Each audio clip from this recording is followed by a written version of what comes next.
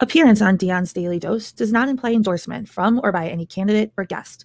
The views, thoughts, and opinions expressed by Dion Bergeron or Dion's Daily Dose are his own and do not represent the views, thoughts, and opinions of any guest. Material and information presented is for general information purposes only. The Dion's Daily Dose name in all forms and abbreviations are the property of its owners, and its use does not imply endorsement of or opposition to any specific organization, product, or service. If you'd like to support the show, please visit our Patreon at patreon.com/Dion's Daily Dose. Good evening, ladies and gentlemen.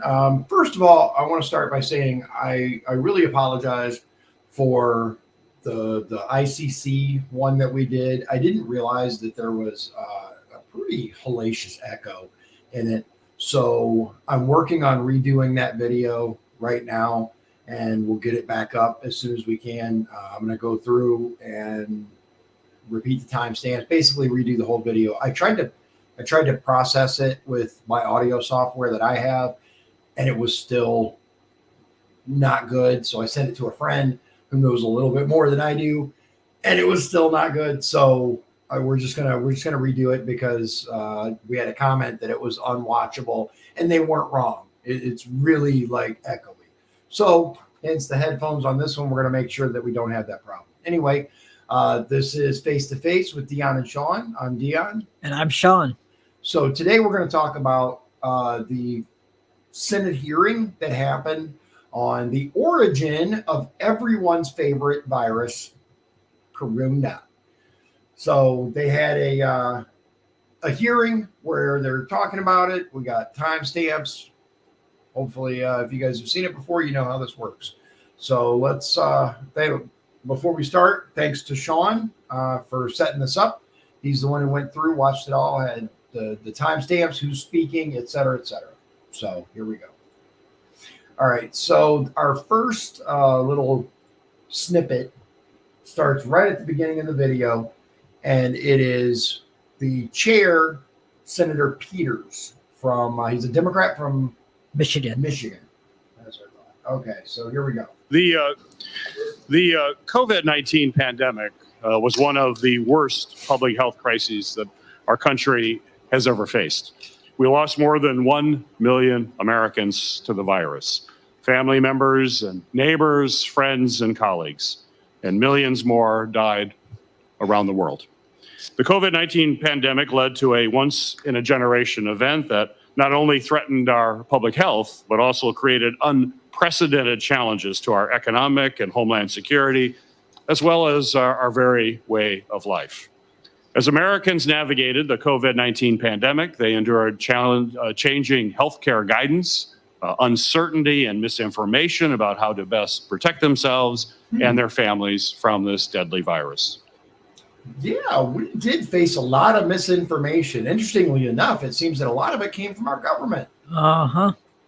Today's hearing is intended to examine the available scientific evidence related to the virus that causes COVID-19 and provides some transparency to Americans who are continuing to have to navigate their exposure to the virus. As chairman of this committee, I led an investigation into the federal government's initial pandemic response. The report was called Historically Unprepared and included recommendations on how we can ensure that we're better prepared to prevent and respond to future pandemics. This March, I also launched a bipartisan biosecurity and life science research investigation with Ranking Member Paul to look into a wide range of constantly evolving biological risks and threats to better enhance our preparedness for future incidents. This morning, we're going to hear from academic experts who can discuss how COVID-19 pandemic may have started and how we can learn from this outbreak to better address future potential infectious disease outbreaks and protect human life. Better understanding of the possible origins of COVID-19 pandemic is not only important to our public health, it is also a matter of homeland security. We must learn from the challenges faced during this pandemic to ensure we can better protect Americans from future potential biological incident. Our government needs the flexibility to determine the origins of naturally occurring outbreaks as well as potential outbreaks that could arise from mistakes or malicious intent. All that said, the history has shown us it is seldom simple or straightforward to identify the singular cause of an infectious disease outbreak. It can take months or years to pinpoint an origin, and in some cases, we may never find the answer. This is also the case with COVID-19. There are theories that indicate that COVID-19 began either by entering the human population through an entirely natural means or possibly through a lab incident or accident. Given the likelihood that the Chinese government may never fully disclose all the information they have about the initial COVID-19 outbreak, we must use the scientific information available to better prepare for future potential pandemics. We must not only examine the scientific information we have about COVID-19, but also the tools and procedures the government has in place to understand such viral outbreaks and how we can prevent them from becoming widespread in the future. Okay. I mean, right. The short version is, yeah, we need to know where it came from, but like he said, we may never know. Mm-hmm. But I would like to hear what the evidence is for and against the two favorite, I guess, theories that are out there. So the next clip we have is actually from 351 to 852. I meant to tell you. In order to find this video, it is on Forbes, and it's called Breaking News, COVID-19 Lab Leak Theory Cover-Up Probed in Senate Homeland Security Committee. So you guys can find it if you want. The next one is from Ranking Member Senator Paul, Republican from Kentucky.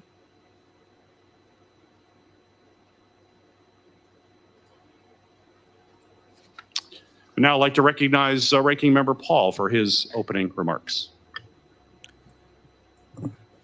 Today we are here to examine one of the most critical and debated questions of our time. Did COVID-19 originate in a lab? To answer this question, let's revisit the early days of the pandemic and examine what some of Dr. Anthony Fauci's inner circle said privately about the origins of the virus. Discussions that were only revealed through FOIA litigation. Christian Anderson wrote, "The lab escape version of this is so friggin' likely to have happened because they were already doing this type of work, and the molecular data is fully consistent with that scenario." Ian Lipkin stressed the nightmare of circumstantial evidence to assess regarding the possibility of inadvertent release, given the scale of bat coronavirus research pursued in Wuhan. Bob Gary said, "I really can't think of a plausible natural scenario where you get from the bat virus or one very similar to it to COVID-19, where you insert exactly 4 amino acids, 12 nucleotides, and all have to be added at the exact same time to gain this function. I just can't figure out how this gets accomplished in nature." According to Gary, it's not crackpot to suggest this could have happened given the gain of function research we know was happening at Wuhan. These are all private statements, which you'll discover today differ greatly from their public statements. Even Ralph Barrick, world-famous gain-of-function researcher and collaborator with Wuhan's Dr. Shi, admitted, so they, the Wuhan Institute of Virology, have a very large collection of viruses in their laboratory. And so it's, proximity is a problem. It's a problem. Federal court orders reveal that even Dr. Fauci himself privately acknowledged concerns about gain-of-function research in Wuhan and mutations in the virus that suggest it might have been engineered, just days before he commissioned the proximal origin paper. Despite these private doubts, publicly these so-called experts and their allies were dismissing the lab leak theory as a conspiracy. Within days, Anderson, Lipkin, and Gary were putting final touches on what would be remembered as one of the most remarkable reversals in modern history. In their proximal origin paper, these scientists concluded, "We do not believe that any type of laboratory-based scenario is plausible." And just to support that, I don't know if you guys remember, but it was like the fastest turnaround in human history from something someone said to the next day. I mean, it was like 3 days. They said, yeah, there's, we believe it might be. And then all of a sudden it was, no, absolutely not. There's no possibility it could be a lab leak. Remember that? Privately, they were saying one thing. Publicly, they were saying another. Media pundits parroted the narrative while social media platforms censored discussion about the lab leak, labeling it as misinformation and stifling open discourse about the virus's origins. The cover-up went beyond public statements. Federal agencies and key officials withheld and continue to conceal crucial information from both Congress and the public. For instance, Dr. David Morenz of the NIH deleted emails that could have contained valuable insights into early discussions. When he deleted them, he made the comment, "I think we're safe now." He deleted emails. He said, the early emails I've deleted to Peter Daszak at EcoHealth, I think we're safe now. The ODNI failed to comply with a law that was passed unanimously. One of the senators on this committee got it passed. We were going to declassify all this and revealed it, and the administration has refused. HHS and NIH have not produced documents related to the gain-of-function research that the chairman and I requested nearly a year ago. I've been asking for 2 or 3 years as an individual member with some other Republican members and have not gotten these records. I've now asked with the Democrat chairman over a year, and they're still resisting. What could the reason possibly be to withhold such valuable information? They're hiding something. Well, yeah. I mean, come on. But of course, it's just a conspiracy theory. They say it's not gain of function. Well, let's hear the debate. Did they debate at NIH whether it was gain of function in Wuhan? If there's a debate, let's hear the scientific arguments on both sides. They will not give us that information. This has been a deliberate, prolonged effort to deceive the committee about certain gain of function research experiments that the agencies have been withholding. What we have found as we've gone through this is that at every step, there's been resistance. So the hearing today is to try to find out whether or not we can get to the truth. Do we know for certain it came from the lab? No, but there's a preponderance of evidence indicating that it may have come from the lab. Do we know viruses have come from animals in the past? Yes, they've come from animals in the past. But this time there's no animal reservoir. There's no animal handlers with antibiotics. There's a lot of reasons why there are indications that this could well have come from the lab. This is what the discussion we'll have today. This is. Yeah. I mean, he nails it. Preponderance of evidence is a term that's widely used actually in scientific circles as well, because when you establish a theory on something, it's always going to be a theory, right? Other than their laws, right? Like the law of gravity, we know that exists because a series of experiments using theories, and then they go with a preponderance of the evidence, or the majority of the evidence shows. The next one is 909 to 934. And it's the swearing in of witnesses. There's a reason that Shawn included this. I hope we have a spirited debate. Thank you. Thank you, Ranking Member Paul. It is the practice of this committee to swear in witnesses. So if each of you would please stand and raise your right hands. Do you swear the testimony that you will give before this committee will be the truth, the whole truth, and nothing but the truth? So I'm going to pause it just real quick so we can get out of your way so you can see who we have here. I'm going to see if I can look. So it looks like we have a Gregory Koblenz, PhD, a Robert Gary, PhD, a Stephen Quay, MD, PhD, and a Richard Ebright, PhD. So a whole lot of really, really smart people. So help you God. I do. Thank you. You may be seated. Okay. So you see who the cast of characters are now. Our first one is actually Gregory Koblenz. He is an associate professor and director of the Biodefense Graduate Program at George Mason University. So he tends to know quite a bit about biodefense, like using viruses to hurt people.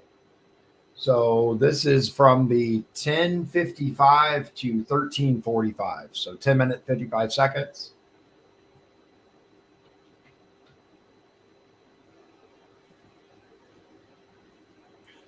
To 13:45. Gregory Koblenz. First, let me directly address the main topic of the hearing today, the available evidence on the origins of COVID-19. More than 4 years after the start of the pandemic, the origin of the SARS-CoV-2 virus remains a subject of debate. There are two pandemic pathways that have been widely discussed to explain how SARS-CoV-2 emerged in Wuhan in 2019, a natural spillover event from animals to humans, or an actual release of a pathogen from a laboratory. The possibility that SARS-CoV-2 was deliberately developed as a biological weapon has been unanimously rejected by all U.S. intelligence agencies. While the intelligence community is divided on the origin of the pandemic, most of the agencies have determined that the virus was not genetically engineered. I believe the available evidence points most strongly to a natural zoonotic spillover event as the origin of the pandemic. However, a research-related accident can't be ruled out at this time. A key obstacle to more definitive conclusion is the lack of transparency exercised by the Chinese government, which affects assessments of both potential pathways to the pandemic. Until there's an independent, international, and transparent investigation, it's unlikely we will be able to come up with a more definitive conclusion that will satisfy both sides of the debate. It's not my intention to review this debate today. Instead of looking backwards, I prefer to look forwards and plan for the future. The reality is that we're not as well prepared to prevent, detect, respond to, or recover from a biological incident or pandemic as we should be, regardless of its origin. The growing H5N1 outbreak in the United States is a testament to the challenges we currently face and the urgency of addressing them. The difficulty in determining the origin of COVID-19 is not unusual. Among the outbreaks and pandemics we've already experienced this century, it's taken years to identify the origin of a novel pathogen, sometimes in only general terms. Rarely is it possible to identify the exact sequence of events that led to the first human infection that sparked a pandemic. Determining the origin of an outbreak or pandemic can be divided into 4 stages: detection, identification, characterization, and attribution. Understanding how a specific pathogen entered and spread in a population to cause an outbreak is a multidisciplinary undertaking that requires expertise in epidemiology, human medicine, veterinary medicine, biology, genetics, bioinformatics, ecology, anthropology, and related fields. Seeking the origin of an outbreak requires collecting and analyzing a large amount of data collected from diverse sources by a range of agencies with a variety of scientific capabilities and disciplinary specializations. The quality of the data and the rigor of the epidemiological and scientific investigation will affect the level of confidence we have in these determinations. I just want to draw your attention to this man's mustache. I don't know if you could see it, but it's got curls on the end. Like, Didn't even notice just that. saying, yeah. I just thought that was cool. Determinations of the origin of a pandemic or an outbreak are rarely definitive and need to be carefully qualified to reflect the strength of available evidence as well as gaps and uncertainties. All right. So I think oh, no, not quite. Almost there. Determining the origin of an outbreak can improve the effectiveness of response to an ongoing incident, reduce the likelihood of or magnitude of future incidents, or even prevent future outbreaks altogether. Making this determination, however, is not always straightforward or successful. Okay. So basically, if I had to sum it up, I'd say you need a whole lot of people with a whole lot of really, really esoteric type knowledge to actually find the origin of something. And even just figuring out like what it is was a big undertaking. You know, you got to figure out what it is, figure out. And you have China standing in the way, not helping. Right. And of course, you have good old China, who isn't going to help us. No. Obviously. Now, they did say something interesting that I found, and that is they have definitively ruled out that it was specifically created for gene warfare. Okay, maybe. I will tell you why I lean on the side of that being probably true, because I don't think it's a finished product. I think it would be a lot deadlier if it was a finished product. Do you understand what I'm saying? Yeah. The survival rate is way too high to be intended as a bioweapon. So I believe it was created, but I don't believe it was created specifically as a bioweapon. I think it was on the way to becoming one. And it got leaked early? Is that what you're thinking? Okay. Put it this way. Could be. I can't rule that out, right? No, I can't either. The stuff that I've looked into regarding this, I did a lot of digging, a lot of listening to some really smart people who know way more about this stuff than I do. And the general consensus is if it was intended as a bioweapon, it's a particularly bad one because it's such a high survival rate, right? But we can't ignore the fact that they were doing this type of research in a lab. So what sort of research were they doing? Why would you create a virus that was initially in bats and now it's in humans, but we can't find a link? There's no individual that had, like, no patient zero, right? Mm-hmm. And no animal that has this in it. That's what he said. That's what they said. There's no animal that has this virus. So it somehow went from this other virus to this. What do you think? I think it's very possible that that's, what happened. On the other hand, maybe it is naturally occurring, but if it is, where's the jump? Where's the origin that came from whatever, right? Yeah. Whether it's a bat, whether it's a pangolin, whether it was wet soup, whatever, they have been unable to locate said source.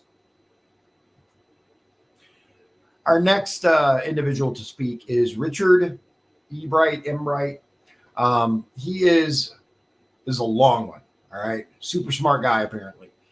Board of Governors, professor of chemistry and chemical biology, and laboratory director for Waxman Institute of Microbiology and Rutgers University. So, yeah. And this is 3348 to 4043. Got to put my peepers on. Give me a second. These numbers are kind of little. Let's see, 3348.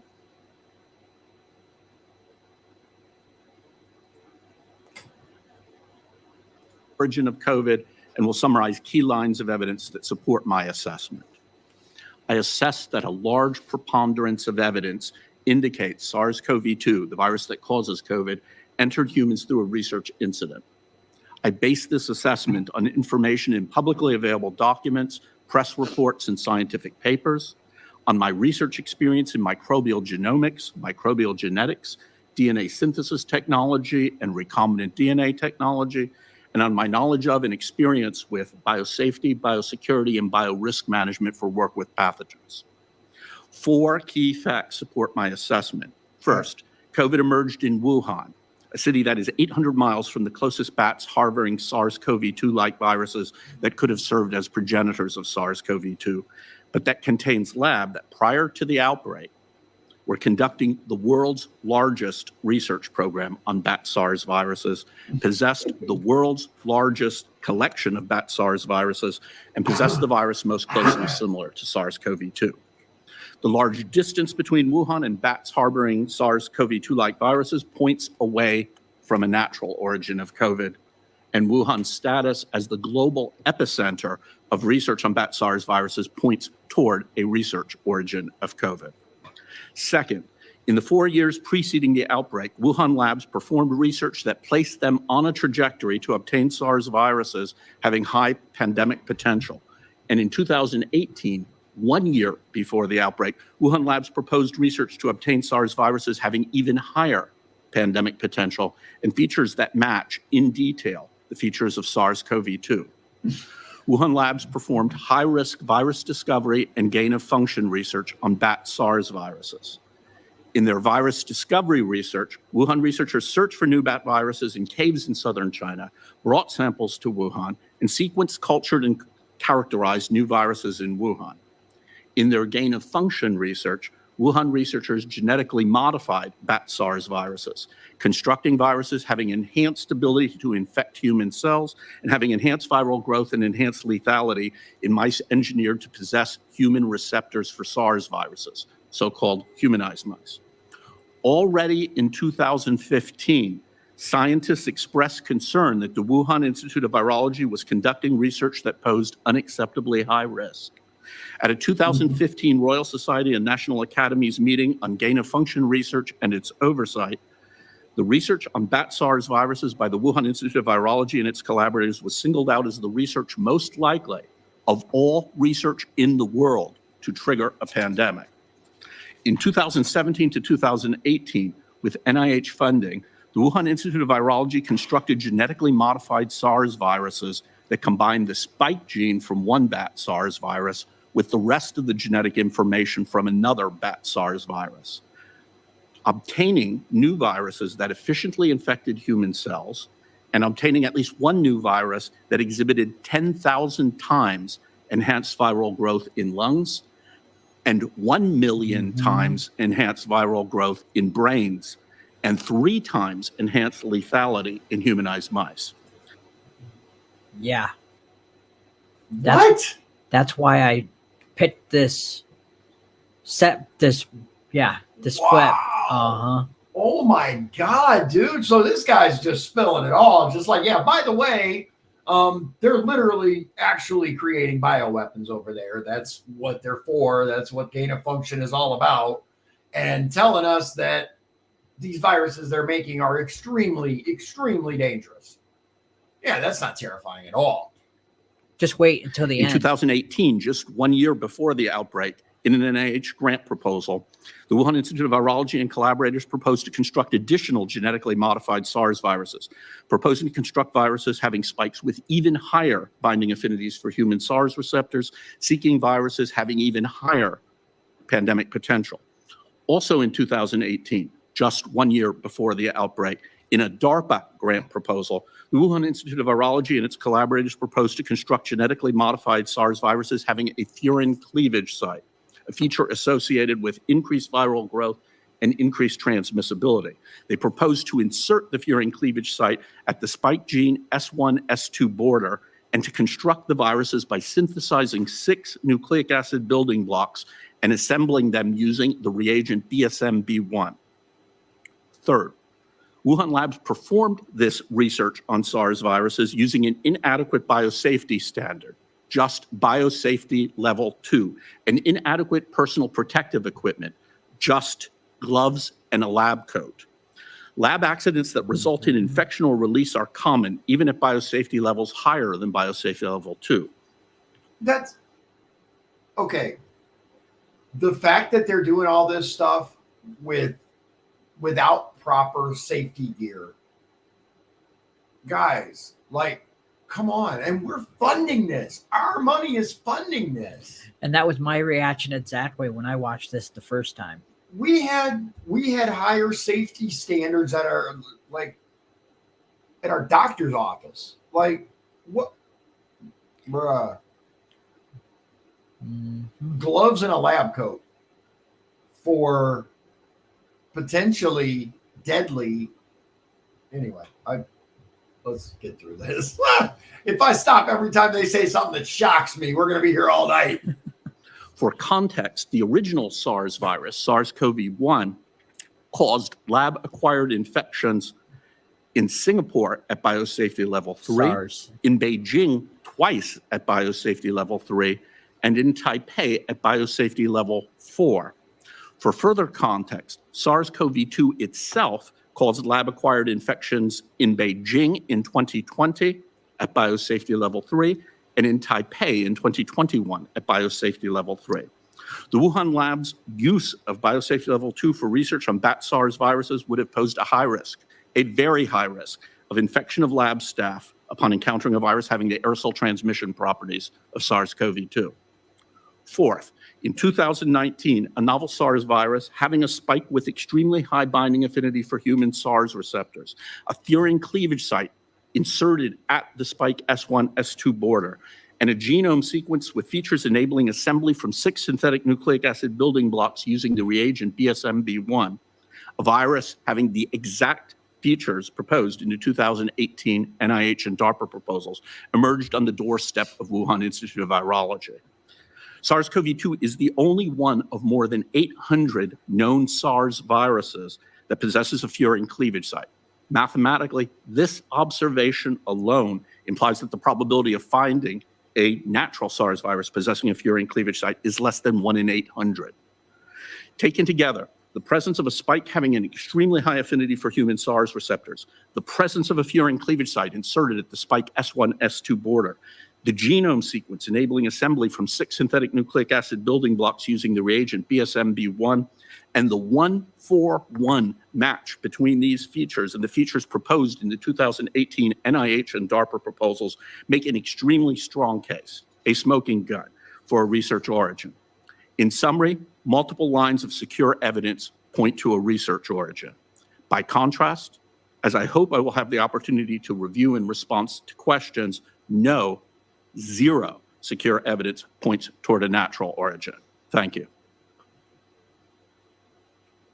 Okay. I mean, yeah, He like made the he case. said, there is no evidence whatsoever that this natural origin thing exists. But a preponderance of evidence based on all the sciencey stuff he just said, he's telling you this is identical to what they were messing with. That's what he's telling us.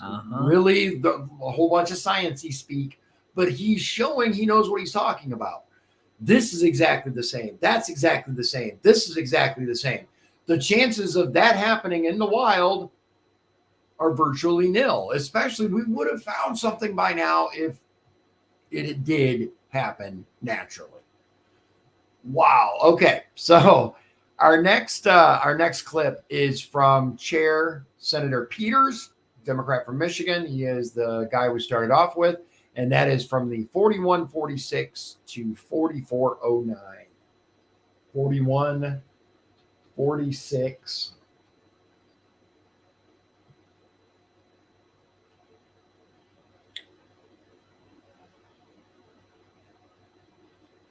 Close enough. All right. First, the epidemiology. The early cases from December 2019. This isn't Senator Peters. Did I get the timestamp wrong? Oh, I might have done it wrong. Maybe he'll speak in a little bit. Oh, hold on.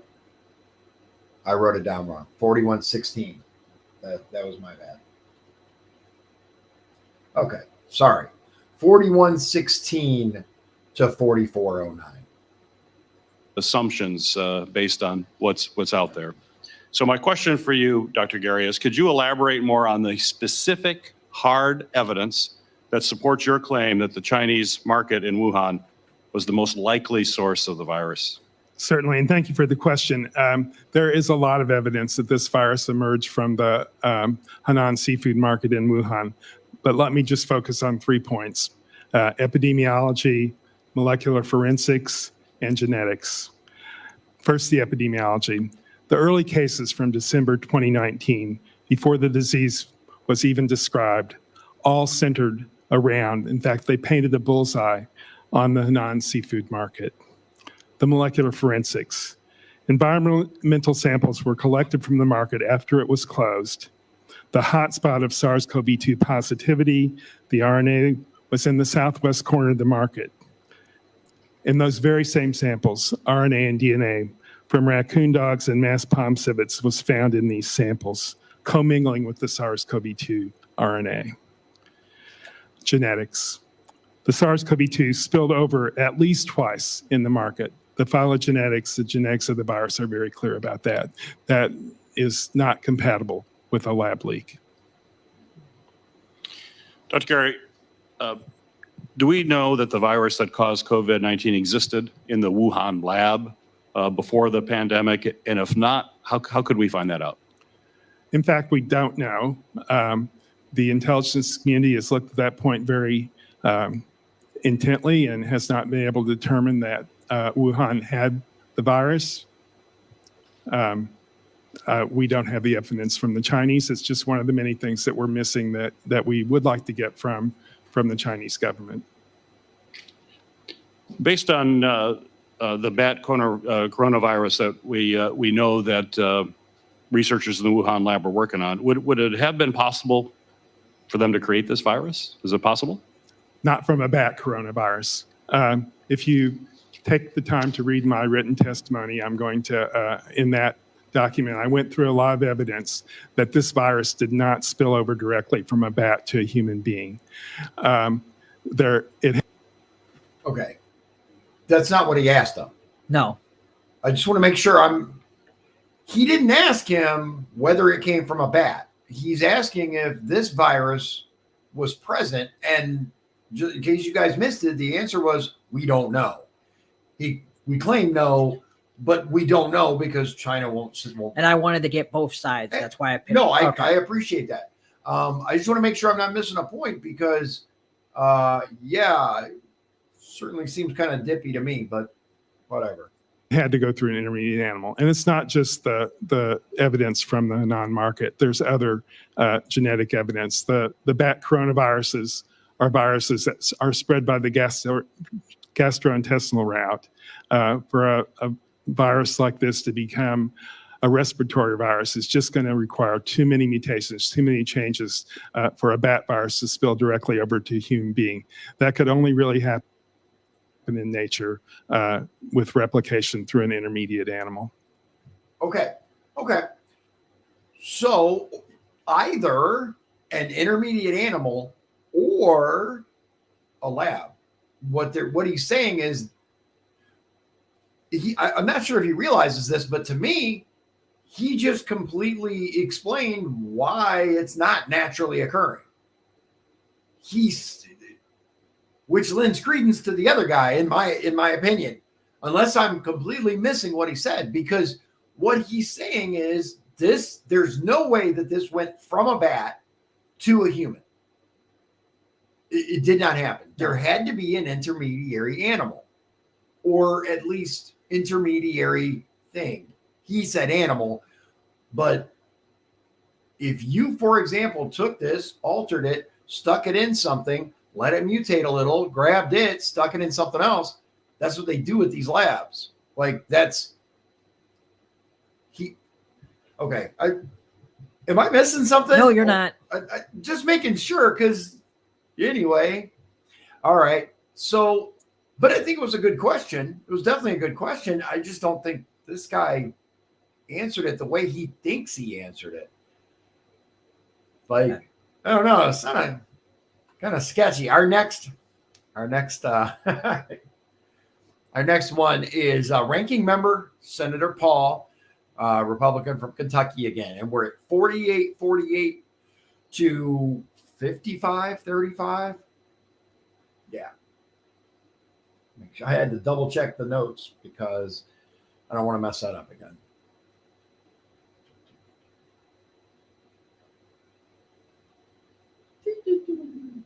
We're almost there.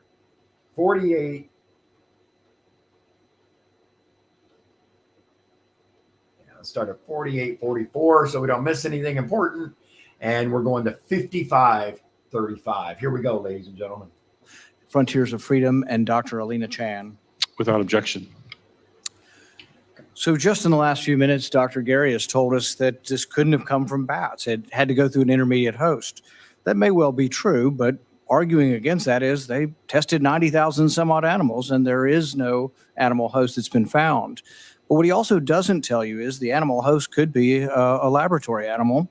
It could be passed serially through that, and that's one way of quickly adapting and pushing natural selection to adapt a virus towards humans. Dr. Alina Chan has written extensively about this. Oh, and I haven't seen this, just so you guys know. No, he hasn't. I'm the one who reviewed it. Yeah, he's the one who watched all this. So, see, I'm just as smart as Senator Paul. Elect me. I'm just kidding. I'm not running. I'm just being dumb. This virus didn't show up clunky and poorly transmissible. This virus showed up immediately very transmissible in humans as if it had been pre-adapted in a lab. Dr. Ebright, Dr. Gary tells us that he's wedded to the scientific method and that he considered all the different possibilities in proximal origins. I know you're a professor, and I'm assuming you've been the senior author on many papers. I assume that you teach your younger researchers what is good scientific method and not good scientific method. In the abstract of proximal origins, Dr. Gary and his fellow authors state categorically that the virus is not a laboratory construct. That doesn't sound to me like open-mindedness, and I wonder what you would tell a younger researcher or someone you're instructing in the scientific method about putting categorical statements into a scientific paper. Well, it's important to emphasize that the paper in question, Proximal Origin of SARS-CoV-2, published in March 2020, was not a research article.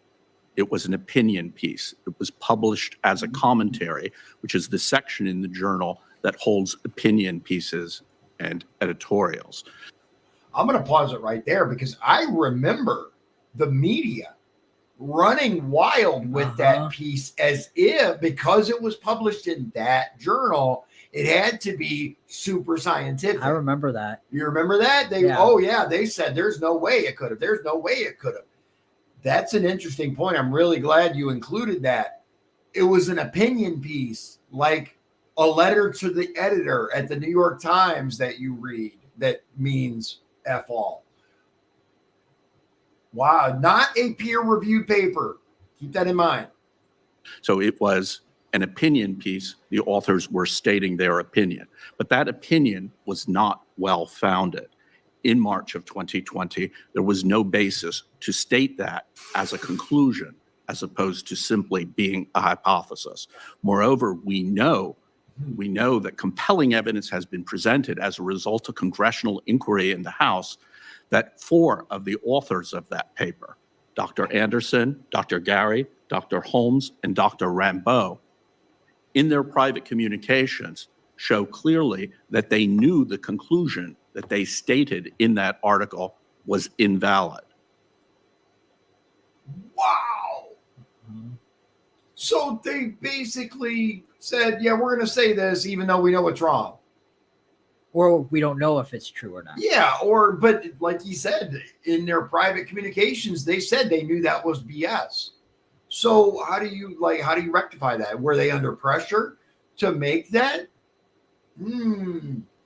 So Possibility. in terms of what I would tell a younger scientist I would be mentoring, I would tell a younger scientist that you do not state a conclusion without evidence, even in an opinion piece in a scientific journal. Right. And you never, under any circumstances in a scientific journal, state conclusions that you know to be unsound. That represents scientific misconduct. It represents scientific misconduct up to and including fraud. And the paper in question, the Proximal Origin paper, has been recommended for review of retraction. 2 requests, one in 2023 and one in 2024, were submitted by teams of scientists to the journal in question, to the journal editors, asking them to add an editorial expression of concern and to initiate a review for retraction of the article. I don't know if you guys noticed this, but his hands I was just going to bring that up. are It's- shaking yes, because he's so passionate about. Maybe he's just nervous, but I didn't see his hands shake when he No. addressed. I was just going to bring when that he up. did his opening statement. If you're going to be nervous, that's the opening statement is generally the worst when you're in front of all these people up there and all the press and the cameras. But he was fine then. Yeah, his hands are shaking. He's really, really trying to convey how bad this is. I mean, he even said misconduct up to and including fraud. That's the level of dishonesty that was going on with this. I know of no other example in modern scientific history or publications where a publication has come forward pronouncing with such authority that the lab leak is implausible, it is not a laboratory construct, while privately saying, this is no friggin' conspiracy theory. It looks like it did. I'm 90-10. I'm 50-50. but no doubt in the paper. In fact, we know that it went back and forth with Dr. Fauci and with editors who say, we want the statements to be stronger. We want the conclusions to be stronger. That was actually coming from Nature at the time. We want you to doctor it up and even be more strong because we're making a political point here. That's where we should have known we were off track, that these people were politicians and that they were pushing an idea because, as Dr. Collins finally admitted in one of the emails, this is about the business of science with China. This will disturb our relations with China if anybody questions this.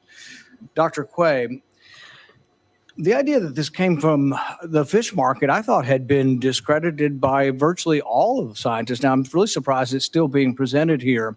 I know that the Chinese, the CDC, George Gao over there, basically said that they no longer consider it. And actually, if you think about it from their perspective, we're not sure if we can trust them. But at the same time, the Chinese, if they would rather have it come from a lab or the market, I think would choose the market over the lab. If anything, they would be, if we were going to think they were dishonest, would be dishonest towards saying, hey, we found some animals. But if you could review stepwise, just a little bit slower, some of the evidence for why it's not there, the amount of animals tested, the animal handlers compared to SARS-1, but also the idea of this genetic diversity that, when SARS-1 came about the first time, I think it tried hundreds of times because these animal viruses don't infect humans well in the beginning. It tried 100 times over and over again. And even in the end, SARS-1 didn't transmit between humans very well. That's why containment worked. And that's why quarantine worked, because it wasn't very infectious. But go through a little bit, step by step, the evidence of why anybody still maintaining that it came from the market is misguided. Sure. And in case you guys may or may not be aware, when he talks about SARS-CoV-1, right? That's the outbreak that happened prior to this one. It's the last administration, the Obama administration. We had that, didn't quite reach the levels where they called it a pandemic, but it was an outbreak. And like he said, it didn't do very well. Well, how do you fix that? You work on it. I'm the fan. Sure. I mean, let me agree with Dr. Gary about SARS-1 being a spillover, and let me elaborate a little bit. There were 11 cities, 11 markets, 3 different lineages, and a 30 nucleotide difference among the initial cases and patients, which approximates about a year of posterior diversity, as it's called. SARS-2, of course, it's either in one market or it's in no markets. There's no other proposal for a market origin from it. 457 animals were tested in the market. 0 were found to be infected. SARS-1, 92 animals, 100% infected. The vendors, the wildlife vendors in SARS-1 were all infected. We have 10 vendors here. None of them are infected. One vendor had bamboo rats from southern China, where the backbone comes from. He wasn't infected. His animals weren't infected. SARS-2 has no posterior diversity. So it really, as Dr. Anderson said, it's one jump from one animal to one human. The most likely place that happens is in a laboratory. And again, to be clear, when you say an animal, it could be a petri dish. It could be animal cells in a petri dish. The question of where the origins came Yeah, that's what you said.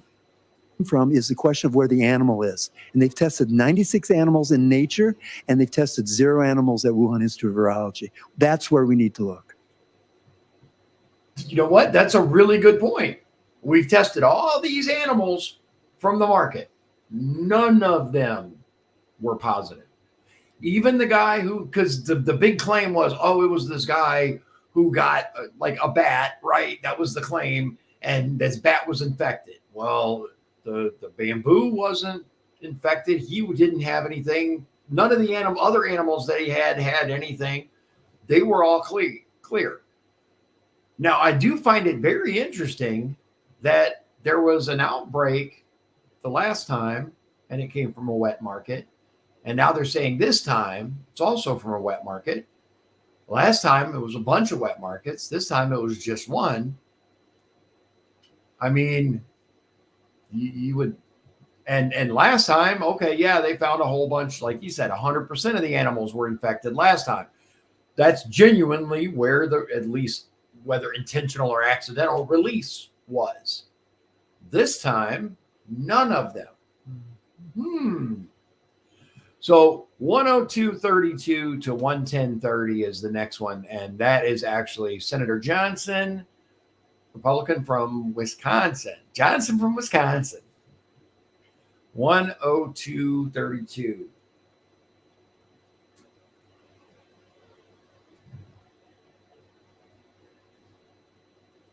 Oh, look at that. Perfection. Here we go. We need a lot more of these. I want to thank all the witnesses for your very detailed testimony. And I'd encourage anybody viewing this hearing to go online and read the detailed testimony. I think you find it very difficult to not come away after reading that we may not have a smoking gun, but the circumstantial evidence is strong that this was a man-made virus and that it was probably leaked from a lab, probably at the Wuhan Institute of Virology. One thing that's convinced me very early on, I've been convinced this quite some time, is just the cover-up. I mean, the fact the Chinese took down data sets. So all of a sudden you couldn't find a smoking gun because it no longer exists. And we'll probably never know that. But also the cover-up here within the U.S. government. I've been doing oversight on our response to COVID, which, by the way, was a miserable failure. We're 4% of the world's population. We apparently experienced 16% of the deaths. Supposedly the most modern medical system in the world. That's a miserable failure. And so we need to do a lot of oversight, not just on the origin, which is an important aspect of this, but on everything, okay? If we're serious about this, by the way, we got to start letting subpoenas start flying. I'll do this one more time. I've done this multiple times. This is the 50 final pages of Fauci's emails. By the way, the only reason we realize that Fauci was engaged in a cover-up with Dr. Gary is the fact that we had to FOIA these. They didn't turn these over, which they should have. We had to FOIA them. We had to go to court. Our staff has taken the 4,000 pages that we got that were redacted, narrowed those down to 400 pages, and they allowed us to look at these things unredacted in a reading room. 350 pages, but not the final 50. In terms of the cover-up, my guess is the smoking gun exists somewhere under these heavy redactions. So my suggestion, actually my plea to the chairman, is to issue a subpoena to get these final 50 pages. Then maybe we'll get a full extent of the extensive cover-up. Dr. Gary, I don't know, have you ever used the word conspiracy theory as it relates to the lab leak? Have you ever accused people who put that thing forward, they're a bunch of conspiracy theorists? Not in my public. Okay, well, I'll tell you who has, is the chief editor-in-chief of Nature magazine that published the proximate origin. He said, talking about your study, your cover-up, great work. We'll put conspiracy theories about the origin of SARS-CoV-2 to rest. Will you at least admit that people who are raising the possibility of a lab leak were not conspiracy theorists, that they were legitimate concern about gain-of-function research creating this chimeric virus? Of course, sir. I mean, that would include us at the very beginning. That's progress. That's progress because, again, an awful lot of people's reputations were ruined by this cover-up and by the accusations of people being conspiracy theorists. Dr. Ebright, the purpose of this hearing really is to talk about the danger of gain-of-function research. Right now we're about ready to be scaremongered. I think we're already being scaremongered on H5N1. Back in late 2011, the world learned of two scientific teams, one in University of Wisconsin-Madison, one in the Netherlands, that had apparently said each of these labs created H5N1 viruses that gained the ability to spread through the air between ferrets. The animal model used to study how flu viruses might behave in humans. That's pretty darn dangerous stuff, right? That is primarily what led to the moratorium on gain of function, correct? That is correct. What possible reason is there to be producing what nature probably couldn't produce? Why are we doing this? It's important to emphasize that the research in question has zero civilian practical applications. Gain-of-function research on potential pandemic pathogens is not used and does not contribute to the development of vaccines and is not used and does not contribute to the development of drugs. So Let that sink in. This whole gain of function thing, the things that they're talking about, have zero civilian uses. Yeah. None. They don't help with stopping it. They don't help with vaccines. They don't help with inoculations, all the stuff, right? It doesn't help at all. The only reason to do this is to create more dangerous viruses. That's it. So again, that rationale for all this research is exactly that. In case we But have to it's respond, but that's the rationale. In case we have to respond to a bioweapon attack, okay? That's what they say. We need a defense mechanism. So that's the reason. For example, the Defense Department has spent $42 million or funded Eco Health Alliance for $42 million and USAID for $53 million, correct? So the current definition is research that is reasonably anticipated to increase either the transmissibility or the virulence of a potential pandemic pathogen. That research does not contribute to developing countermeasures against potential But again, pandemic that's the pathogens. rationale they used. You know, the thing they really scared the public on was the 1918 flu pandemic, correct? Even Anthony Fauci admit most people who died of the flu pandemic died of pneumonia because we didn't have antibiotics, correct? Bacterial pneumonia. I think one of the things we have to provide oversight is the sabotage of early treatment using widely available, cheap, and safe generic drugs. We didn't do that. I mean, from my standpoint, the first thing we ought to be doing in any kind of pandemic is there some way to treat this? And let doctors be doctors. Let them practice medicine. Yeah, I'm sure you're familiar with the concept of Miller's ratchet, correct? Of what? Miller's ratchet. Okay, well, it's basically what viruses generally do is they'll become more transmissible but less pathogenic. Okay, because again, it doesn't do, a virus snuffs itself out. MERS snuffed itself out. SARS snuffed itself out, except there were a couple lab leaks that produced SARS outbreaks, correct? So again, my point is, are we making things worse with human intervention? Producing vaccines that are not sterilizing, that allow variants to be produced, and things like antibody-dependent enhancement. Again, there's an awful lot of concern that we don't even consider here because we're on this quest to have a vaccine for everything and produce vaccines for viruses that haven't even been created yet in the lab. Again, that's the question we ought to be asking in this committee is, what in the world are we doing? What's the rationale for doing this? And are we actually causing more harm than good? With vaccine development, I would disagree.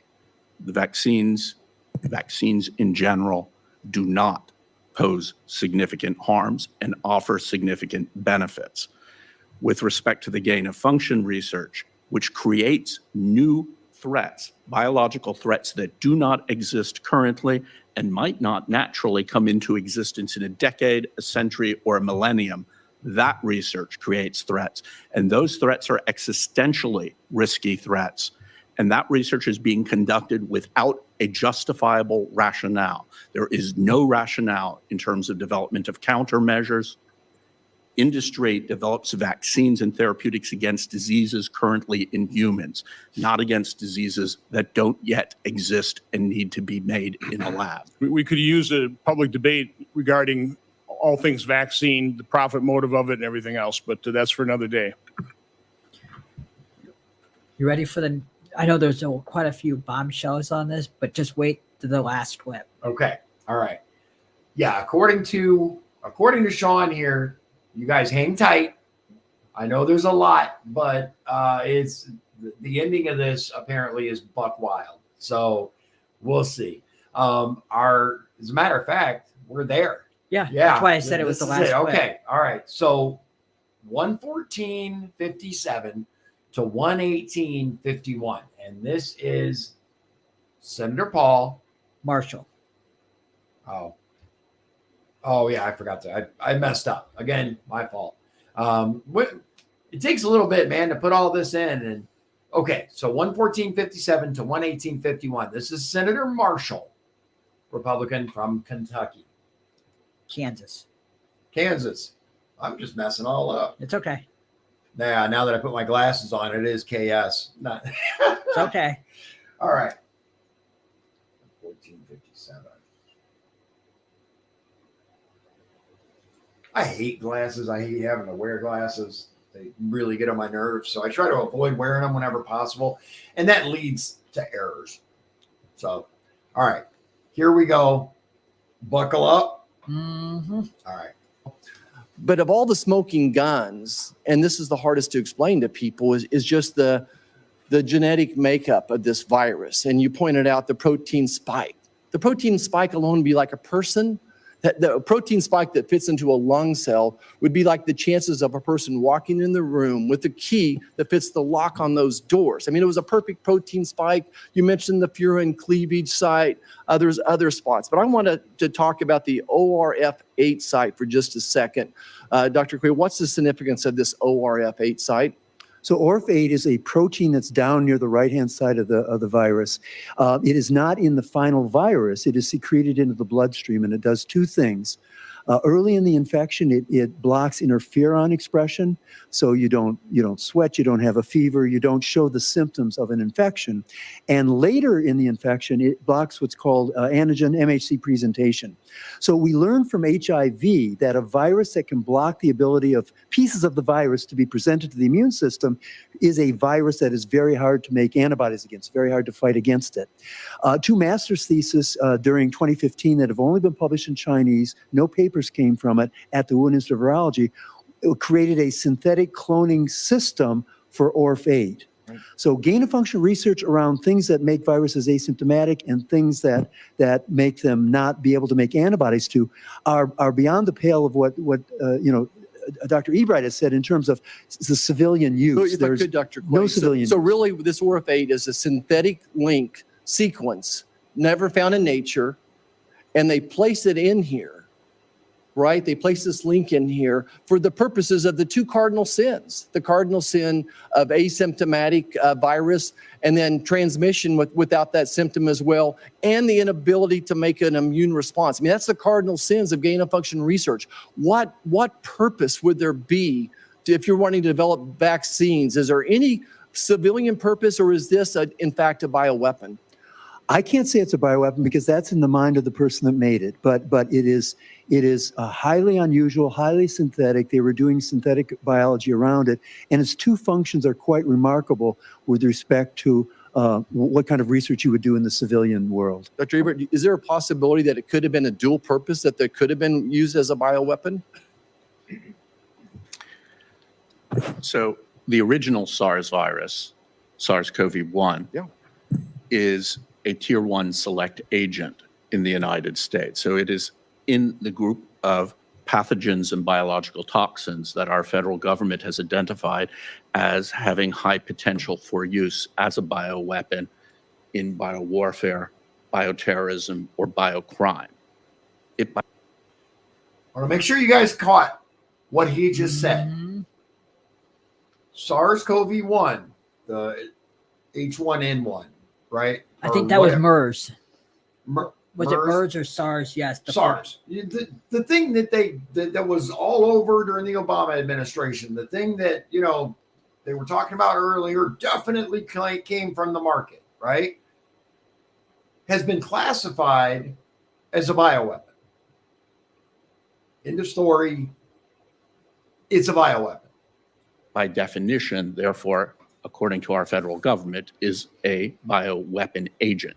It is not a bioweapon, but it is an agent that potentially could be used. Is there any good use, any good reason to put this in the virus if you're developing a vaccine? I would return to my general comment on gain of function research on potential pandemic pathogens. The research has no civilian practical application. Researchers undertake it because it is fast, it is easy, it requires no specialized equipment or skills, and it was prioritized for funding and has been prioritized for publication by scientific journals.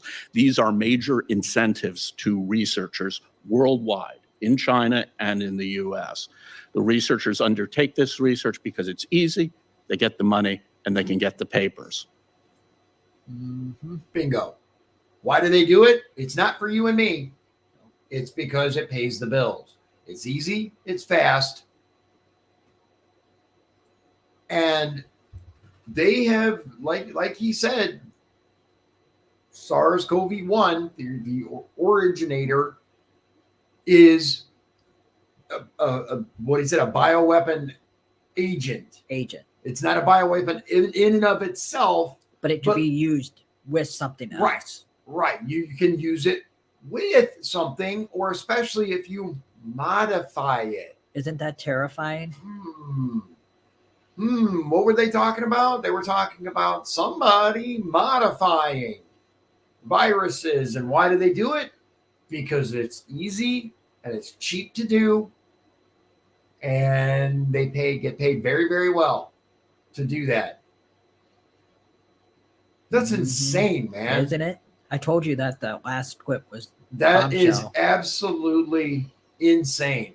I'll tell you, like, the more that comes out, and bear in mind that the guy made a great point earlier, and that is people were literally thrown off of platforms, Twitter, Facebook, countless others, right? YouTube for a while. You couldn't say anything about the lab leak theory because that was not the WHO approved talking points. Number one, why the hell is an American company listening to anything the WHO has to say?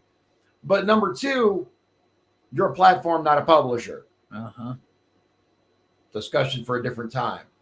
But you couldn't say any of that, which now there are countless scientists who have come out and said, yeah, overwhelmingly, we believe this. There's no smoking gun per se, but I mean, to a degree, you have to look at what the evidence shows. And the evidence shows that this came from at least some lab. And if it came from some lab, what's the most likely lab? Occam's razor. Because he said, multiple people have said this stuff doesn't occur in nature. Even the guy who was arguing that it didn't come from a lab told us it cannot have gone from a bat directly to. Even the people who claim it didn't come from a lab and it came from the market can't explain how it came from the market. But the people who believe it was a lab leak can easily, or at least was created in a lab. How it got out is a matter of debate. And I don't know that we'll ever for sure know the answer, whether it was an accident, whether it was intentional, whether, John just forgot to wash his hands before he went to grab his, snack from the market. Who knows? It's very concerning when you look at the fact that they're not using proper safety protocols there. That was... I mean, that makes it all the more likely that something was bound to happen. It's only a matter of time. So if you look at it like this, right, I will definitively say that I wholeheartedly agree with the one guy who said our response to this was abysmal. It was abysmal. Why, though? Why was it so bad? And I would offer that it was so bad because the media insisted that everything Trump said was wrong. Trump told us it's easy to treat. Remember? Oh, yeah. He said it's easy to treat. Go get yourself some HCQ. Go get yourself some ivermectin, right? But of course, to the media, he told everybody to stab themselves in the arm with bleach, inject yourself with bleach. That's one reason why our country suffered so badly with it. The other aspect was the ventilators. They were putting people on ventilators and killing them. Yeah. Once again, the media, they need to be tried. They, in my opinion, the people that knowingly deceived the American people about this stuff need to be put on trial. There was a lot of followers too. Oh my God, so many followers. And, I would be very, very, very interested to see what is in that last little stack of emails. Oh yeah. Of what We might is, never know though. Yeah, what is blacked out. What did he have to say? This is the last little stack of the Fauci mails, right? Yeah, you guys, if you remember WikiLeaks, there was some very, very interesting and very, very disturbing things that were found in John Podesta's emails. Oh yeah. Very, very disturbing. Very disturbing. Yeah. If it's anything like that, and I don't mean directly, like, I'm not going to go into it, but if you guys aren't familiar with what was in John Podesta's emails, look up WikiLeaks, John Podesta's emails, and go down that rabbit hole. Yeah. But I'll say this. I firmly believe that the severity and the potential implications are just as bad. We'll have to see. Yeah, well, we have no idea.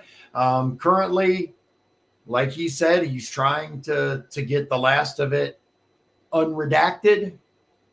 We'll see if Senator Johnson can do it. Yeah, we'll see if he can do it. I've been very disappointed with the performance of all of these committees and these these hearings and all of that stuff.